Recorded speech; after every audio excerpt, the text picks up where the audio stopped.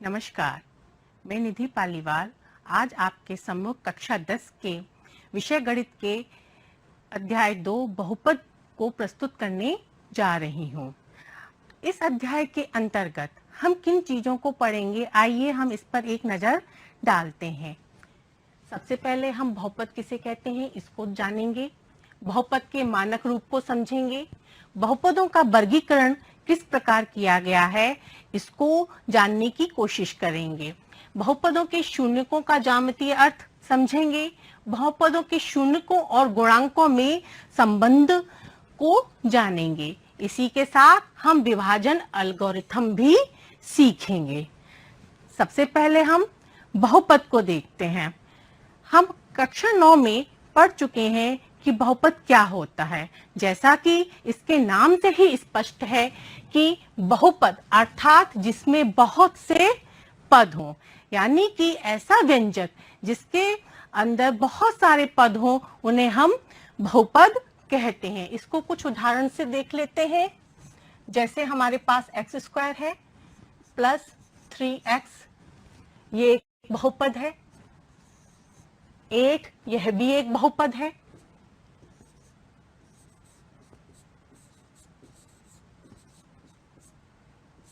यह भी एक बहुपद है।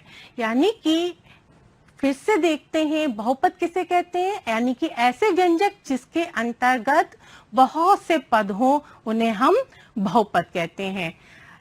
सबसे पहले अब हम बहुपद के मानक रूप को देखते हैं कि बहुपद का मानक रूप क्या है। बहुपद के हम px इस सिंबल से दिखाते हैं और इसको हम इस प्रकार परिभाषित कर सकते हैं।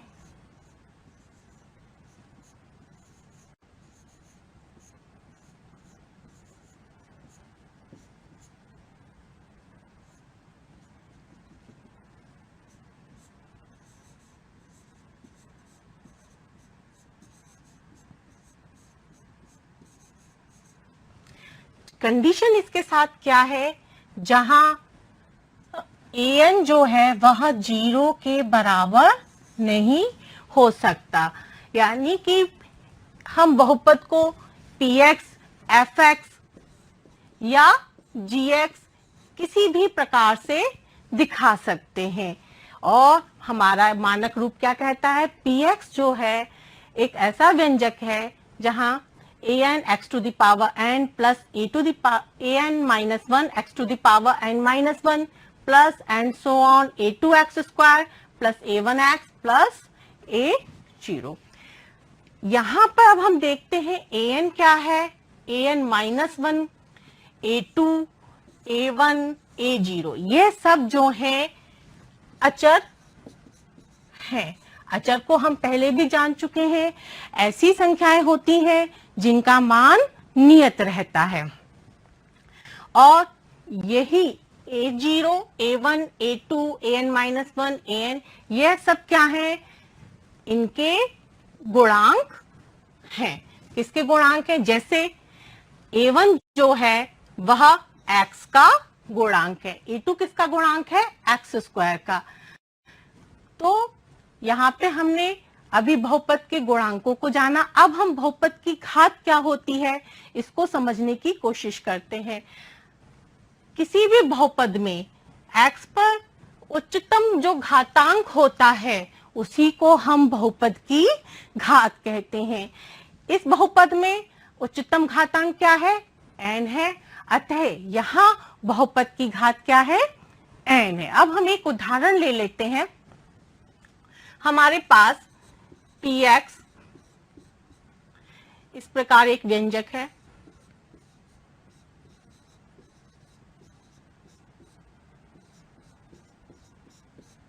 प्लस 1। अब हम देखते हैं इस बहुपद की घात क्या है। यहाँ पर देखिए x में सबसे बड़ी घातांक वाला पद कौन सा है, x4 है, तो इस पे घात कितनी है, 4। तो यही हमारे इस पूरे बहुपद की घात हो जाएगी।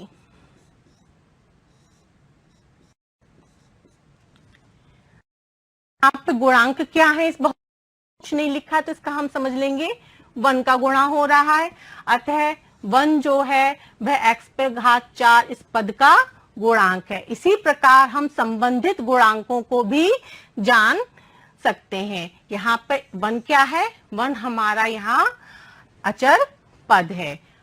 अब इसके बाद हम बहुपदों के वर्गीकरण पर आते हैं। बहुपदों का वर्गीकरण हम किस प्रकार कर सकते हैं? बहुपदों के वर्गीकरण को करने के 2 आधार हैं, एक पदों की संख्या के आधार पर, एक चर की घात के आधार पे। बहुपदों का वर्गीकरण जब हम कर रहे हैं तो सबसे पहले हम देखते हैं पदों की संख्या के आधार पर एक पदी बहुपद। एक पदी बहुपद क्या होते हैं? एक पदी बहुपद वह बहुपद होते हैं जिसमें केवल एक पद हो। ये हमारे इसके उदाहरण हैं। यह सभी क्या हैं? एक पदी बहुपद हैं। क्यों? क्योंकि इन बहुपदों में केवल एक ही पद है। द्विपद बहुपद क्या होते हैं? ऐसे बहुपद जिनके अंतर्गत केवल 2 ही पद हो। यहाँ पर हमारे पास एक उदाहरण लेते हैं, x प्लस 2x स्क्वायर।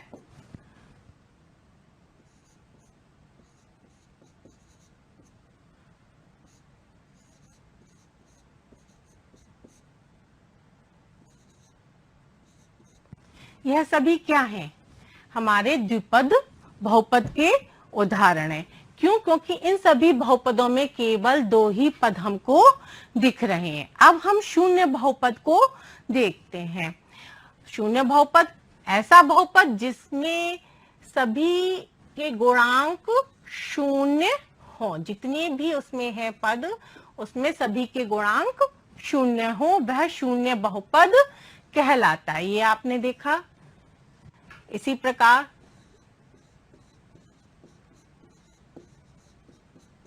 ये क्या है? शून्य बहुपद का उदाहरण है।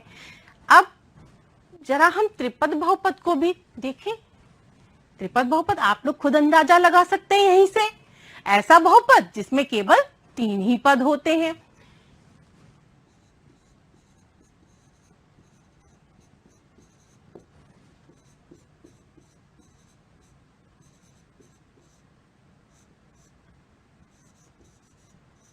यह सब क्या है?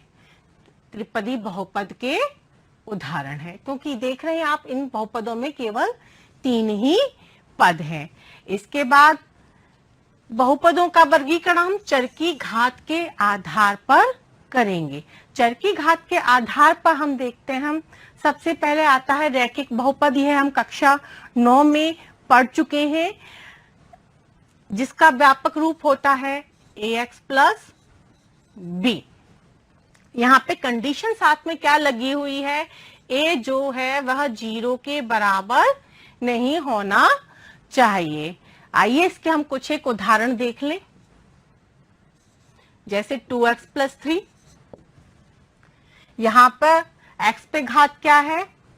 1 है, इसलिए यह रैखिक बहुपद हो गया। यानी कि यहां से हम कह सकते हैं एक घात वाले बहुपद रैखिक बहुपद कहलाते हैं। इसके बाद हम द्विघाती बहुपद को देखते हैं। द्विघाती बहुपद जैसा कि नाम से ही स्पष्ट है, ऐसा बहुपद जिसमें घात 2 हो। इसका व्यापक रूप ax square plus bx plus c है। कंडीशन इसमें भी साथ में क्या लग रही है? a is not equal to 0। आप एक चीज देख रहे होंगे, हम दोनों ही जगह लिख रहे हैं कि a 0 के बराबर नहीं होना चाहिए। क्यों नहीं होना चाहिए? इसको पहले समझते हैं। अगर a 0 के बराबर हो जाएगा तो देखें क्या होता है। 0 इंटू एक्स प्लस बी, यह होते ही ये हमारे पास क्या बन गया? b। क्योंकि यह पद तो शून्य हो गया, तो यह अब रैखिक बहुपद रहेगा नहीं, क्योंकि इस बहुपद की घात 1 होगी ही नहीं। ठीक इसी प्रकार इसमें भी condition a is not equal to 0 लग रही है। क्यों? क्योंकि अगर जैसे ही a यहाँ पर 0 हो जाता है तो यह पूरा पद जो है वह शून्य हो जाएगा, अतः फिर यह द्विघाती बहुपद नहीं रहेगा। इसके बाद हम जरा त्रिघाती बहुपद देखते हैं। त्रिघाती बहुपद फिर से देखिए, नाम सिर्फ और सिर्फ आपको नाम देखना है। त्रि अर्थात 3, द्वि अर्थात 2। तो ऐसा बहुपद जिसमें की घात 3 हो उसको हम त्रिघाती बहुपद कहते हैं। त्रिघाती बहुपद ax³ plus bx² plus cx plus d।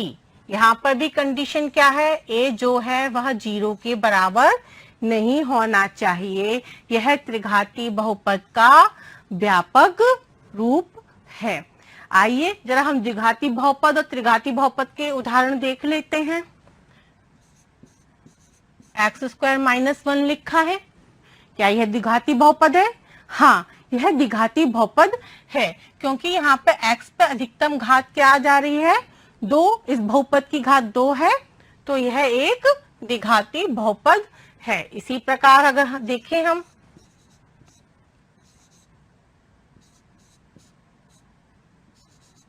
क्या यह बहुपद त्रिघाती है? हाँ, यह बहुपद त्रिघाती है, क्योंकि यहाँ x की घात कितनी है, 3 है, अतः यह त्रिघाती बहुपद कहलाएगा। इसके साथ अब हम शून्यक क्या होते हैं इसको जानते हैं।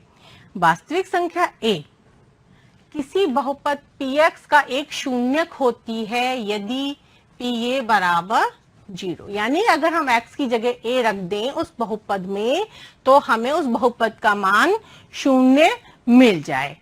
इसको समझने की कोशिश करते हैं। हम एक उदाहरण लिया है हमने, px बराबर x पे घात 4 माइनस 2x पे घात 3 प्लस 2x माइनस 4।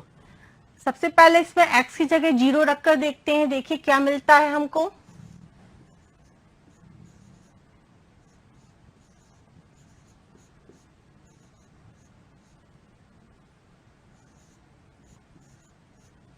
हमारे पास इसको हल करने पर -4 प्राप्त हो रहा है।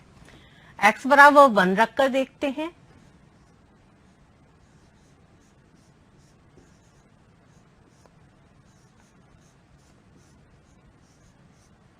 देखिए क्या मिलता है, 1 -2 प्लस 2 माइनस 4। इसको जब हम हल करते हैं तब हमको -3 प्राप्त होता है।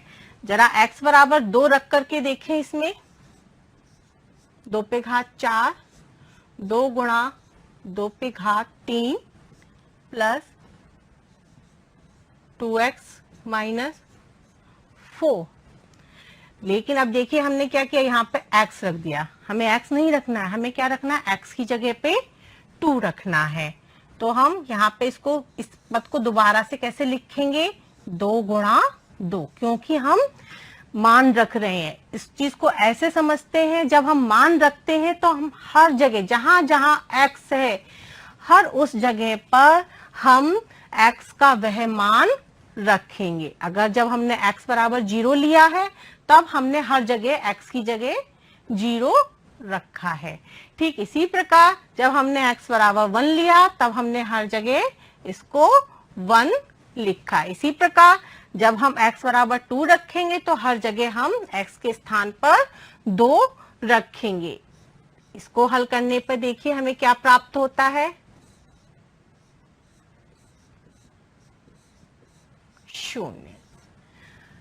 अब परिभाषा को देखते हैं। हमारी परिभाषा क्या कह रही है, वास्तविक संख्या a किसी बहुपद px का शून्यक होती है यदि x के स्थान पर अगर हम a रख दें और हमें उस बहुपद का मान 0 मिले।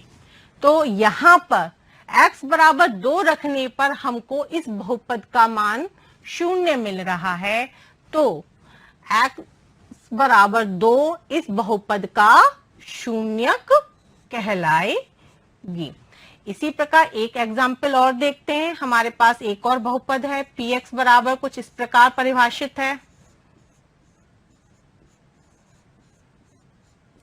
इसमें भी जब हम x बराबर 1 रखते हैं तब हमको क्या प्राप्त होता है, p1 is equal to 3 into 1 का square minus 2 into 1 minus 1 is equal to 3 minus 2 minus 1 यानी कि 0। तो x बराबर 1 जो है वो हमको इस बहुपद का शून्यक प्राप्त हुआ। इस प्रकार हम देख रहे हैं कि शून्यक क्या होते हैं। शून्यक वह वास्तविक संख्याएं होती हैं जिनका मान x के स्थान पर उस बहुपद में रखने पर बहुपद का मान हमको शून्य प्राप्त हो। अब हम शून्यकों के ज्यामितीय अर्थ को देखते हैं। ये शून्य कितने महत्वपूर्ण क्यों हैं? हम इनके ज्यामितीय अर्थ को देखकर इस बात को जानने की कोशिश करते हैं। अब हम सबसे पहले रैखिक बहुपद लेते हैं। रैखिक बहुपद हम फिर से बता रहे हैं, आप जो है क्लास 9th में पढ़ चुके हैं और आपको इसका ग्राफ अच्छे से बनाना आता ही होगा। एक बार कोशिश करते हैं हम लोग खुद। यहाँ पर x बराबर 0 रखा तब y का मान हमको यहाँ पे क्या मिलेगा, तब हमें y का मान यहाँ पर 2 मिलेगा। एक बार देख लीजिए,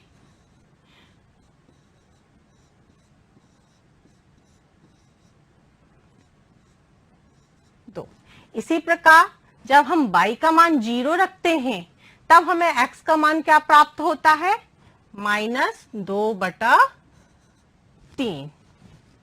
अब इसका ग्राफ खींचने की हम कोशिश करते हैं। तो इसका ग्राफ हमको एक सरल रेखा मिलेगी इस प्रकार। देखिए पहले ये हमारी x एक्सिस है, ये हमारी y एक्सिस है, ये हमारा मूल बिंदु 0। इस पर आप बराबर दूरी पर नाप कर निशान लगाएंगे। इसी प्रकार हम यहां पर ले लेते हैं।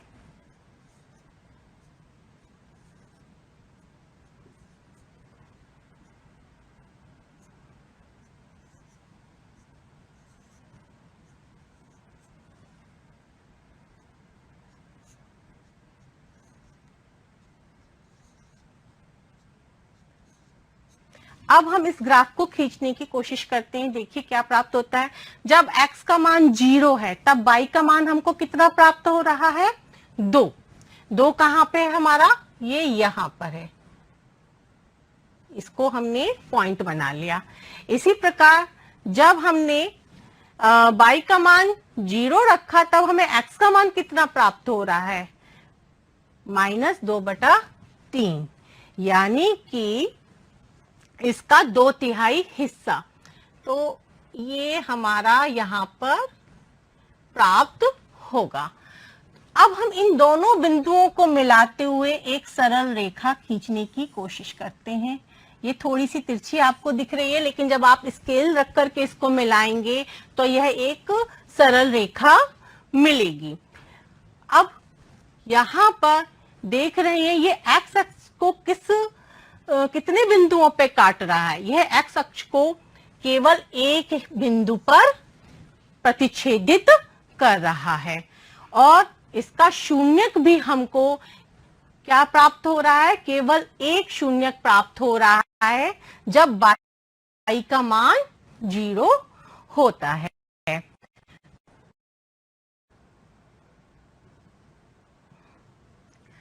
अब हम एक द्विघात बहुपद के आलेख को खींचने का प्रयास करते हैं।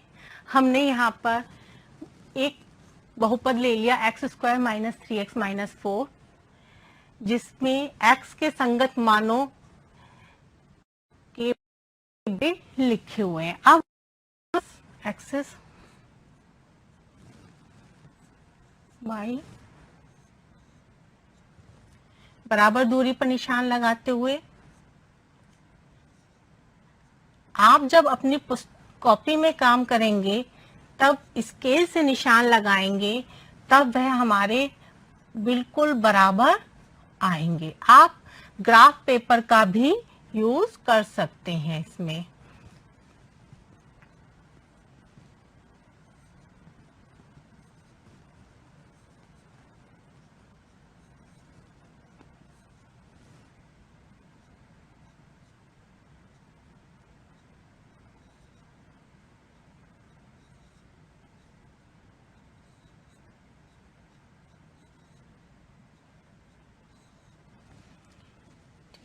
अब देखिए, सबसे पहले हमारे पास यहाँ पे किस बिंदु को हमें प्रदर्शित करना है, -2,6 को। -2,6 कहाँ होगा हमारा, इसके ठीक सामने ये हमारा ये यहाँ पर होगा।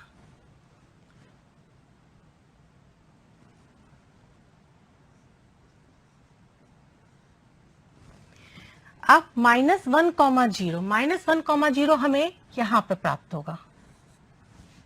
इसको हम लिख देते हैं।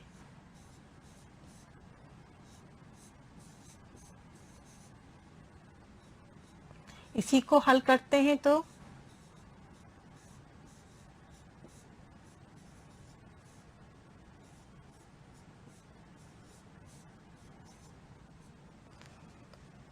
यह, अब हमें इसकी तुलना इस व्यापक समीकरण से करनी है। व्यापक समीकरण से तुलना करनी है तो व्यापक समीकरण को भी हम इस रूप में लेकर के आते हैं। यह रहा हमारा व्यापक समीकरण, ax² plus bx plus c। अब हम इसमें a से हर पद में भाग दे दें तो हमें क्या प्राप्त होगा,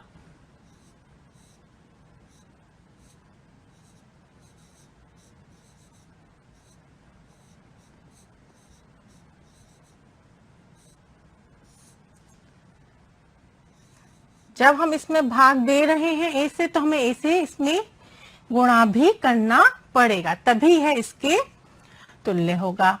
अब अगर हमें ये इसके शून्यक हैं तो यह इसके 0 के बराबर होगा। ठीक इसी प्रकार अगर हमें इसके शून्यक निकालने हैं तो हमें इसको भी 0 के बराबर लिखना पड़ेगा। तो देखिए ये हमें क्या प्राप्त हो रहा है यहाँ से,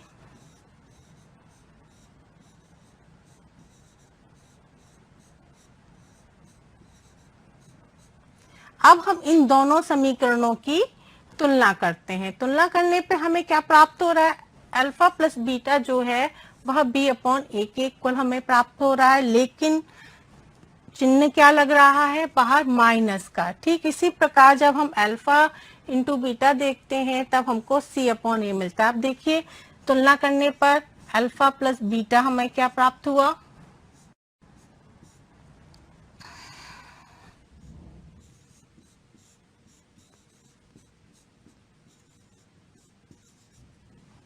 ठीक इसी प्रकार अल्फा इंटू बीटा हमको क्या प्राप्त हो रहा है तुलना करने पर, c/a।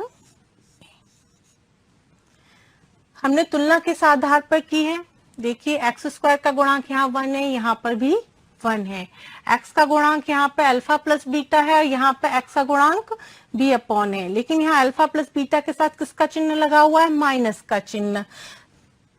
फिर इसी प्रकार अल्फा बीटा जब हम लेते हैं तो यह अचर पद है, यहाँ पर अचर पद हमारे पास क्या आ रहा है, c/a। तो यह हमको प्राप्त हुआ।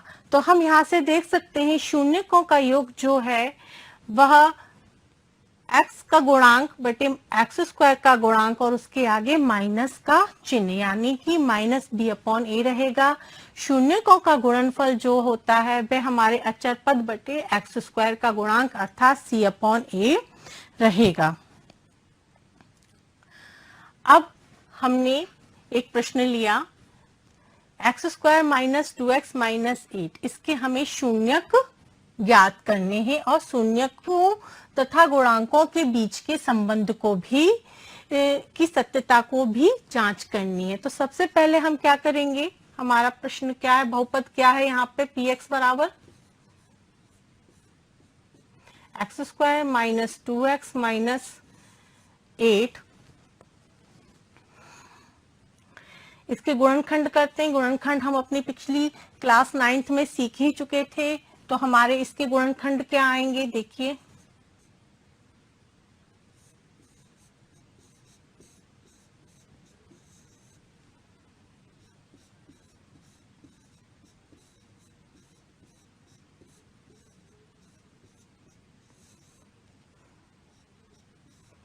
इसमें से कॉमन निकल कर आ गया और इधर से 2 कॉमन आ गया, तो हमें इसके गुणनफल क्या प्राप्त हो रहे हैं, x प्लस 2 और x माइनस 4, ये हमें इसके गुणनखंड प्राप्त हुए।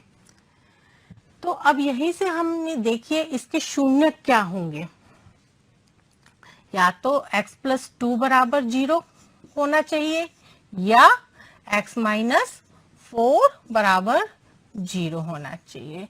तो देखिए x का मान यहाँ से क्या प्राप्त हो रहा है, माइनस का 2, और यहाँ से x का मान हमें क्या प्राप्त हो रहा है, 4, यानी कि px जो है वह 0 के बराबर तब होगा जब x बराबर माइनस 2 हो अथवा x बराबर 4 हो। तो यह तो हमको इसके शून्यक हमको प्राप्त हुए। अब हम शून्यकों और तथा गुणांकों में भी संबंधों की जांच करते हैं। तो देखिए मूलों का जोड़ अल्फा प्लस बीटा, यहाँ हमारे शून्य क्या निकल के आए, -2 और 4, ये हमारा अल्फा है, ले लेते हैं इसको, हम बीटा ले लेते हैं।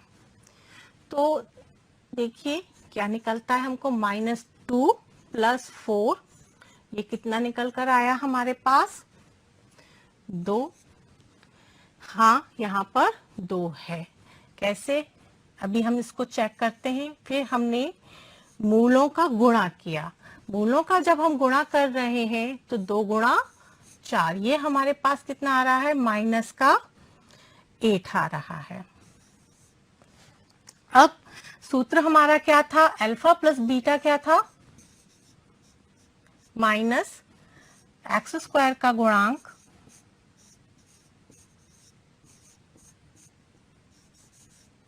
बटे x का गुणांक।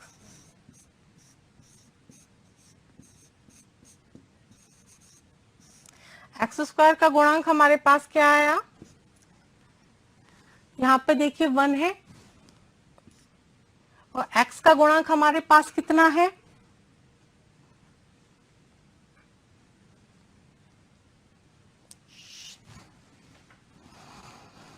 सॉरी,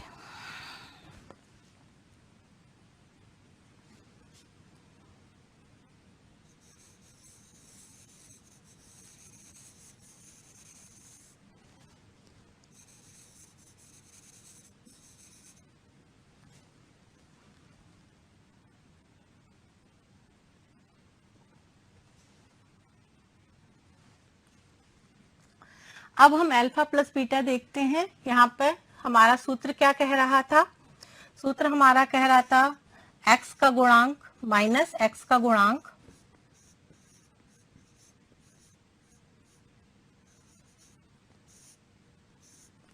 बटे में x² का गुणांक। हमारे पास x का गुणांक कितना है यहाँ पर, 1 कि -2, x का गुणांक हमारे पास क्या आ रहा है, -2, और x² का गुणांक यहाँ पे क्या है, 1, और माइनस और माइनस ये हमारे पास क्या आ गए, 2। तो अल्फा प्लस बीटा हमें कितना मिल रहा है, 2 सूत्र के हिसाब से। तो यहाँ पर भी शून्यकों के साथ हमने जब लेकर के देखा तो शून्यकों और गुणांकों के बीच के संबंध के हिसाब से यह हमको एक शर्त सही प्राप्त हुई। अब हम लेते हैं अल्फा बीटा, यानी कि सूत्र क्या कहता है, अचर पद बटे x² का गुणांक।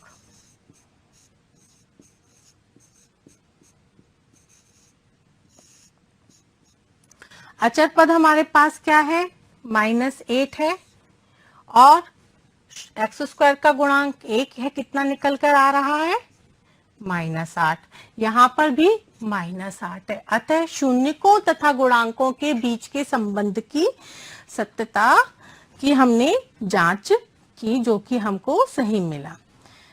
अब एक द्विघात बहुपद ज्ञात कीजिए जिसके शून्यकों का योग 1/4 तथा गुणनफल -1 है। यह आप लोग स्वयं हल करेंगे। अब हम आते हैं बहुपदों के लिए विभाजन एल्गोरिथम पर। विभाजन एल्गोरिथम को समझने से पहले हम एक सवाल करते हैं। हमारे पास क्या है प्रश्न, 2x square plus 3x plus 1 को x प्लस 2 से हमें भाग देना है। देखिए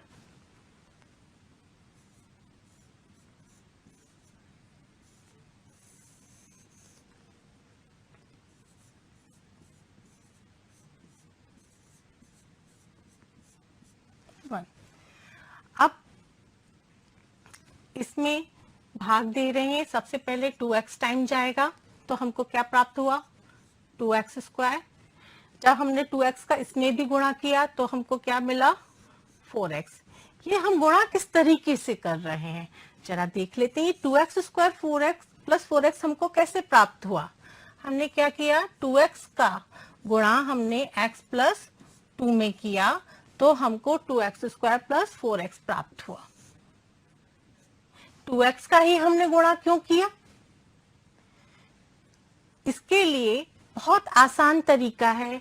हमने इसका जो पहला पद है और इस इधर जिससे हम भाग दे रहे हैं उसके पहले पद को लिया।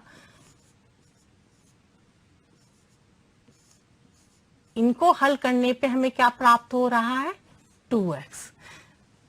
यहां से ये जो 2x मिला है इससे हमने इसके अंतर्गत गुणा किया है। अब घटाने पर देखिए हमें क्या प्राप्त हो रहा है, यह हमको 0 हो गया, यह हमारे पास माइनस का x आ गया और ये हमारे पास +1 आ गया। अब जो है हम क्या करेंगे, इससे हम भाग देंगे x बराबर -1 से। जैसे ही हम x बराबर -1 से जब करते हैं भाग तो देखिए हमें क्या प्राप्त होता है, -x माइनस का 2। घटाने पर हमारे चिन्ह परिवर्तित हो जाएंगे और देखिए हमको क्या प्राप्त हुआ, 0 + 3। अब देखिए यहाँ पे x का एक भी पद नहीं है तो अब इसके आगे हमारा भाग नहीं जाएगा, अतः यह हमारा भागफल आया और 3 हमारा यहाँ पे क्या हुआ, शेषफल। अब हम एक और प्रश्न लेते हैं। इस बार हम x square plus 2x plus 1 का भाग 3x cube plus x square plus 2x plus 5 में देंगे। तो देखिए हमको क्या प्राप्त होता है। सबसे फर्स्ट टाइम ये जा रहा है 3x, तो क्या हमको गुणा करने पे प्राप्त हुआ, 3x cube plus 6x square plus 6x नहीं होगा, यहाँ पर हमारा 3x आएगा। इसको ये गलती ना हो तो इसके लिए हम क्या करेंगे, अलग से करके देख लेते हैं।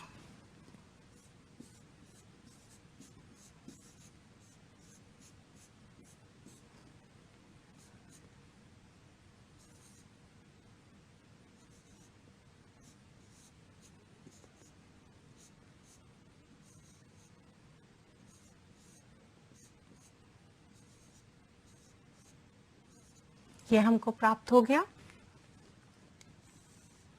घटाने पर देखिए चिन्ह परिवर्तित हो रहे हैं।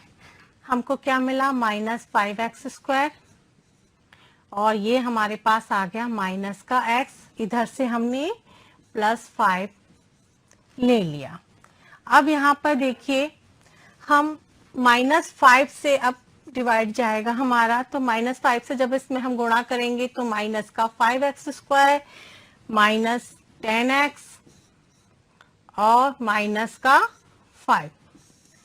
फिर से घटाकर देखते हैं, हमें देखिए क्या प्राप्त हो रहा है। ये हमारे कैंसिल हो गए। यह हमको यहाँ पर क्या मिल गया, 9x और ये हमारे पास कितना आ गया, 10। अब देखिए यहाँ पर भागफल हमको क्या मिल रहा है 3x माइनस 5 और हमको शेषफल क्या प्राप्त हो रहा है 9x प्लस 10। अब हमने इसके आगे भाग क्यों नहीं दिया? पहले तो हमने कहा था x नहीं आ रहा है शेषफल में, इस बार तो x आ रहा है। हमने इसलिए भाग नहीं दिया क्योंकि यहाँ पर घात कितनी है जिससे हम भाग दे रहे हैं 2, और जिसमें हम भाग दे रहे हैं अब वहां पे घात कितनी है 1, जो कि इससे कम है, अतः अब इसके आगे हमारा भाग नहीं जाएगा। अब यहाँ से हमको क्या निष्कर्ष प्राप्त होता है देखते हैं। यहाँ से हमें निष्कर्ष प्राप्त होता है अगर px और gx कोई दो बहुपद हैं जहाँ gx 0 के बराबर नहीं है तो हम बहुपद qx और rx ऐसे प्राप्त कर सकते हैं कि px बराबर gx into qx plus rx, जहाँ rx बराबर 0 अथवा rx की घात जो है gx की घात से कम है, अर्थात भाज्य बराबर भाजक गुणा भाजफल प्लस शेषफल। यह निष्कर्ष बहुपदों के लिए विभाजन एल्गोरिथम कहलाता है। अब हम एक और प्रश्न लेते हैं। इसके में हम भाग के साथ साथ विभाजन एल्गोरिथम की सत्यता की भी जांच करेंगे, लेकिन इसमें एक चीज का ध्यान दीजिएगा, ये दोनों ही जो बहुपद दिए गए हैं दोनों ही मानक रूप में नहीं लिखे हुए हैं। तो सबसे पहले हम इनको मानक रूप में बनाएंगे। तो देखिए हमें क्या मिलता है मानक रूप में लिखने पर। असल में पहले हम लिख लेते हैं हमारा बहुपद क्या था 3x square minus x cube minus का 3x प्लस 5। अब हमको यहाँ पे देखिए मानक रूप में जब हम लिख रहे हैं तो सबसे पहले x की घात सबसे ज्यादा वाला पद आगे आएगा। यहाँ पे हम मानक रूप अवरोही क्रम का ले रहे हैं जहाँ घातें घटते हुए क्रम में रहेंगी।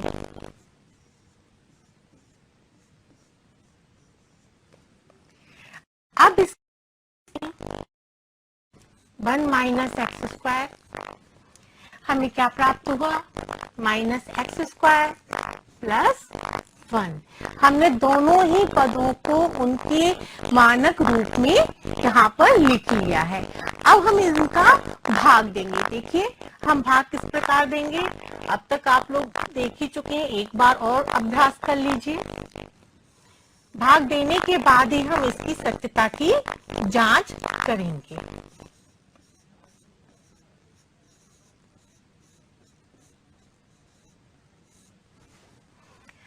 अब सबसे पहले यह पद भाग जाएगा, किससे जाएगा x से जाएगा। हम आपको पिछले प्रश्नों में बता ही चुके हैं ये किस प्रकार हम ज्ञात करते हैं।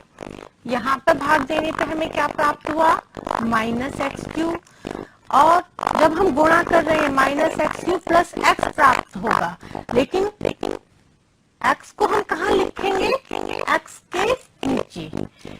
यही इसका की पॉइंट है, बहुत ही महत्वपूर्ण बिंदु है। अगर हम इस चीज को ध्यान रखें तो हमारे सवाल कभी गलत नहीं होंगे। तो अगर हमने x को इधर लिख दें वैसे कोई फर्क नहीं पड़ेगा, लेकिन हमको जब गणना करेंगे तो हमको दिक्कत होगी। तो इसलिए कोशिश ये करिए, प्रयास ये करिए हमेशा समान घात वाले पदों को ही हम एक जोड़ें या हटाएं और उनको उसी क्रम में ही रखें। हटाने पर हमारे चिन्ह परिवर्तित हो जाएंगे। देखिए हमें क्या मिला 3x स्क्वायर माइनस का 4x और ये हमने कार्य ले लिया प्लस 5। अब हमने क्या किया यहाँ पर, इससे हमें करना होगा कि बार गुणा इसमें 3 से, लेकिन वह भी -3 से, तभी हमको मिलेगा। देखिए हम जब -3 से गुणा करेंगे तो ये हमारे पास क्या आ जाएगा प्लस का 3x स्क्वायर, और यह हमारे पास निकल करके क्या आ जाएगा 1 से जब हम गुणा करेंगे तो यह आएगा हमारे पास माइनस का 3। हमने यहाँ पर भी अचर पद को अचर पद के नीचे ही रखा है। अब घटाने पर देखिए क्या मिल रहा है, -4x प्लस का हमारे पास क्या आया 8। यह हमारा भागफल हमको प्राप्त हुआ और यह हमारा यहाँ पर शेषफल है। अब सत्यता की हमको इसकी जांच करनी है, तो इसके सत्यता की जांच करने के लिए देखिए हम पहले यह जो भागफल हमको प्राप्त हुआ है उसका गुणा करेंगे जिससे हम भाग देते हैं। -x² plus 1 into x minus 3 और साथ में हम शेषफल को तोड़ेंगे।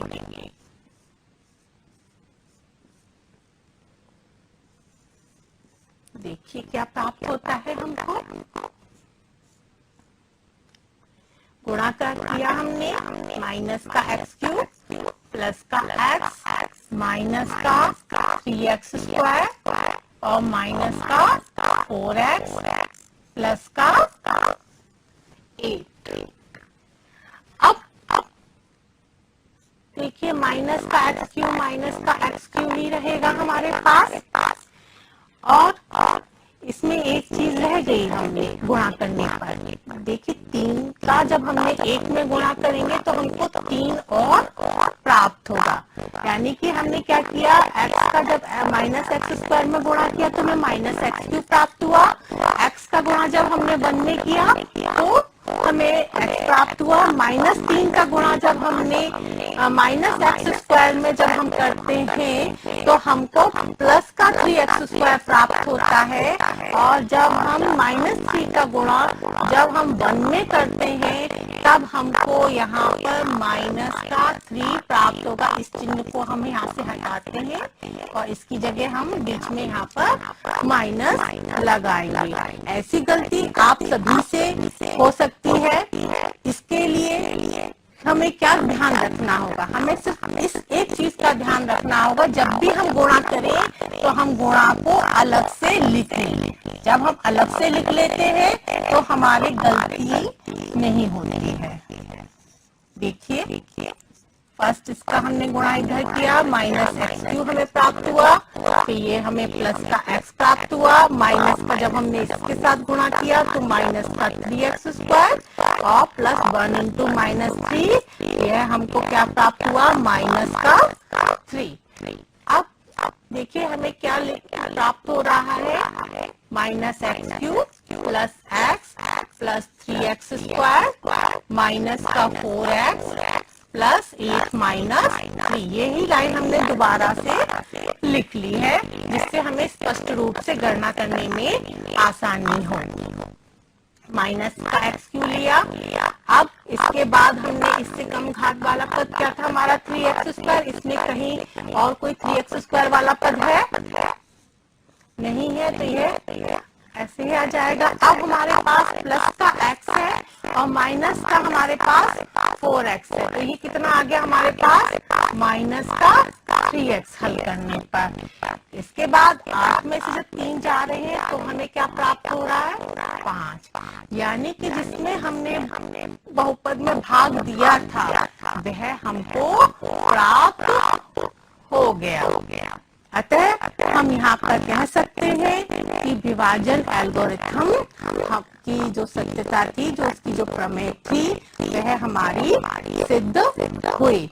इसके बाद आप अपनी प्रश्नावली में दिए हुए सवालों को हल करिए और इसका बार बार अभ्यास करें। और जहाँ कहीं कोई दिक्कत आए तो आप अपने टीचर से प्रश्न पूछ सकते हैं। धन्यवाद।